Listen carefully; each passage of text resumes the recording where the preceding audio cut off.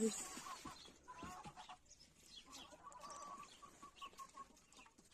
На улице -10. Только что налила воду попить курочкам.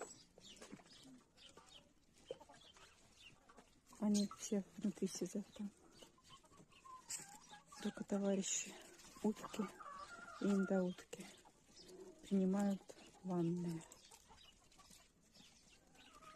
У нас, знаете, сколько снега? Я тут нечаянно под забор встала ногой, и он провалилась. Сапог вошел.